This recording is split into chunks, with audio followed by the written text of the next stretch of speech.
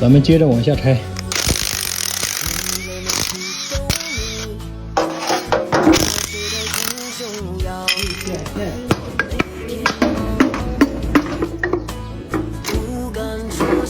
看看这个曲轴，好像这里有点磨损啊，晃也会晃。等会看看那个曲轴的轴承，大轴承。先看看这个瓦有没有拉伤，这样看磨损好像不是很大。这个点也是对上的，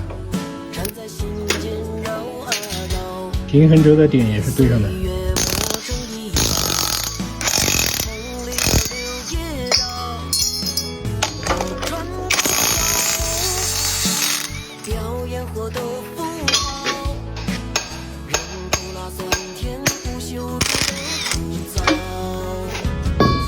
果然是这里的原因，虽然它没漏油，但是轴承已经晃动了。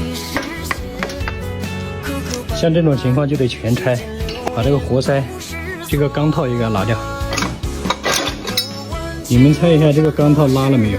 有没有拉钢？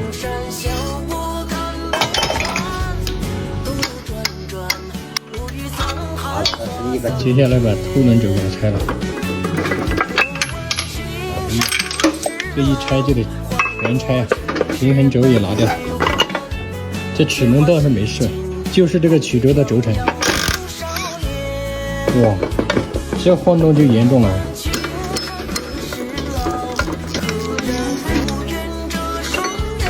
其实这瓦也被拉到了。好了，接下来见证奇迹的时候，果然是这个轴承。来，近距离的观察一下，这里面有一颗珠子坏掉了，它转到那个位置的时候，它就会晃。看，这个晃动量够大吧？我现在把这个轴承给它拆下来，然后给它换一个新的。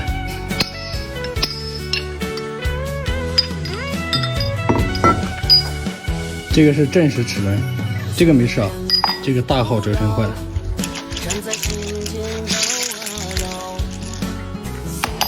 接下来把这些小东西都给它放到超声波里面清洗干净。这个钢套呢，有磨损啊，但是不是很严重。但是这个活塞环就得换一副啊。先把这个活塞环给它拆下来，然后活塞也给它扔到超声波里面清洗一下。其实这个活塞磨损特别小，就把活塞环换一副应该就 OK 了。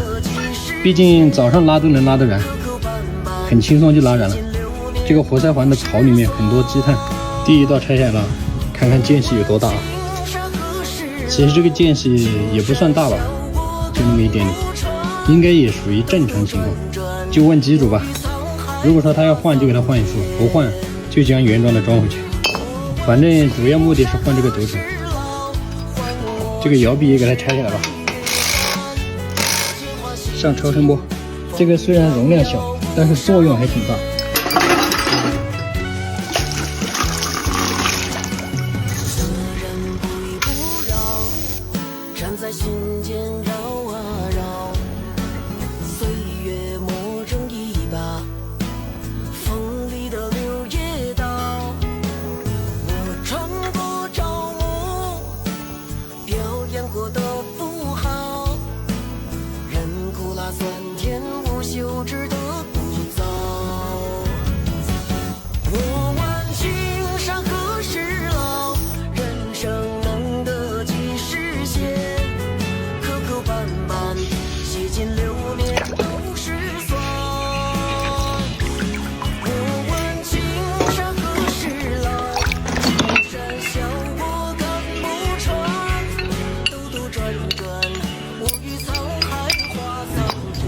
Later， 前面有个冷记小吃啊，这个是我小妹家开的啊。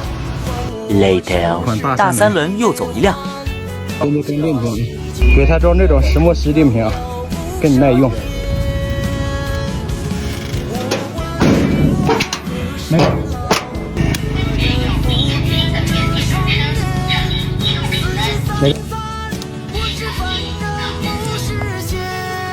刚刚这个老板眼光真好，一眼就相中这个大的三轮车。现在还有6个啊。